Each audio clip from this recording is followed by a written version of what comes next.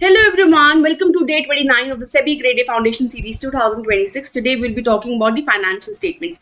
अब financial statements क्या होती है? किसी भी बिजनेस को ना ये जानना बहुत जरूरी है कि वो कहाँ पे स्टैंड कर रहा है, क्या वो प्रॉफिट कमा पा रहा है या वो लॉसेज में जा रहा है, या वो मार्केट में इतना स्टैंड कर पाएगा कि वो आगे अपना फ्यूचर में बिजनेस कंटिन्यू कर सकता है कि नहीं।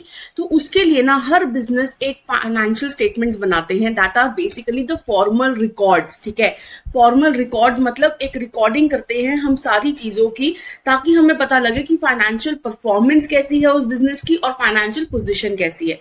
अब इसको ना बड़े अच्छे वे से हम समझते हैं।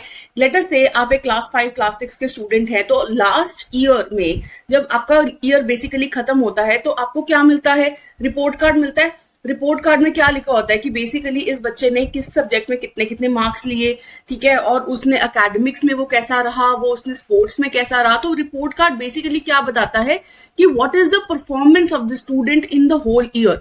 वैसे ही जो ये फाइनेंशियल स्टेटमेंट्स है ना, ये एक रिपोर्ट कार्ड है किसका? बिजनेस का बेसिकली, जिसमें सारे रिकॉर्ड्स रहते हैं, जिसमें हमें ये पता लगता है कि क्या उसकी परफॉर्मेंस रही, क्या उसने प्रॉफिट कमाया या नहीं कमाया, फाइनेंशियल पोजीशन कैसी है कि मार्केट में उसकी पोजीशन कैसी है, या फिर हमें ये पता लगता है कि उसके पास इतनी लाइबिलिटीज हैं, इतनी ऑब्लिगेशंस हैं, उसको मार्केट में इतना इतना पैसा देना है, क्या उसके पास इतने एसेट्स हैं कि वो सारा पैसा दे देगा।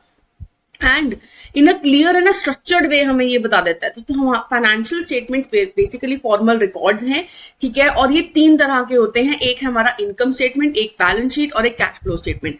इनकम स्टेटमेंट बेसिकली क्या होता है, जिसमें हमें ये 3 चीजें पता लगती हैं। एक की रेवेन्यू कितना अर्न किया, रेवेन्यू बेसिकली मीन सेल्स कितनी अर्न करी उसने, कि सेल्स कितनी हुई एक साल में।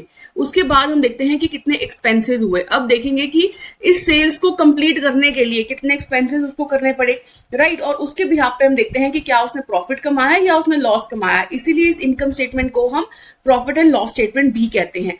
नेक्स्ट है आपकी बैलेंस शीट। बैलेंस शीट बताता है कि क्या उसके पास इतने एसेट्स हैं कि वो लाइबिलिटीज को फुलफिल कर सके।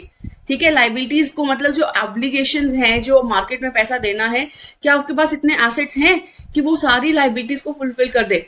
तो इससे हमें फाइनेंशियल पोजीशन का पता लगता है। ठीक है, बैलेंस शीट से हम फाइनेंशियल पोजीशन का पता लगाते हैं।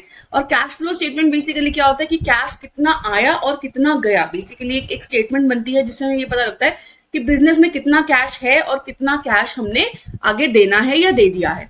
ठीक है, तो ये 3 स्टेटमेंट्स बनती हैं आपकी। ऑन द सिमिलर लाइंस एक क्वेश्चन को आंसर करिए, बहुत ही इजी लगेगा आपको। That which statement shows profit and loss.